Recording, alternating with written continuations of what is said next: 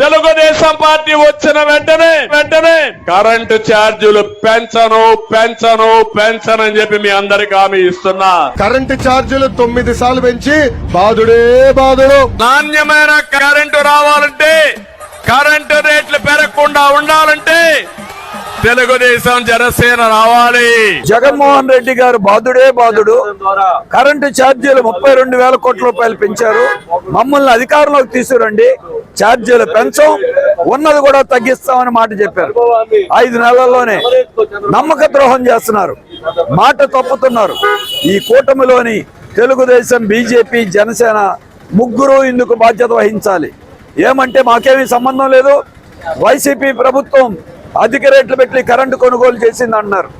గత ప్రభుత్వాలు తప్పులు చేసినాయి కాబట్టి తప్పులు సరిదిద్ది కరెంటు ఛార్జీలు ఇవాళ తగ్గించడం మీద ఈరోజు ప్రభుత్వం హామీ ఇచ్చారు. మరి మీరు అదే దారిలో ప్రయాణం చేయటం అంటే ఎందుకంటే మోసం ఏముంది? అందుకే అదే గత ప్రభుత్వ దారిలోనే ఈ ప్రభుత్వం కూడా నడుస్తూ ఉంది. ఇది సరైన పద్ధతి కాదు. అందుకే ఈ కరెంటు ఛార్జీల్ని తగ్గించాల్సిన బాధ్యత ప్రభుత్వం మీద ఉంది. గత ప్రభుత్వం తప్పులు చేస్తే శిక్ష జనం అవలంబించాలా? తప్పు చేసిన వాళ్ళని శిక్షించండి ఆ ప్రభుత్వాన్ని, అంతేగాని జనాల్ని శిక్షిస్తామంటే అంగీకరించలేదు. ఇదేదో విద్యుత్ నియంత్రణ మండలి మాకు సంబంధం లేదన్నారు.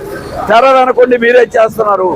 ఇప్పుడైనా విద్యుత్ నియంత్రణ మండలికి ఈ భారం వెయ్యొద్దు అని తెలుగుదేశం ప్రభుత్వం తరఫున లేఖ రాయండి. మంత్రి గారు ఎందుకు తప్పించుకుంటారు?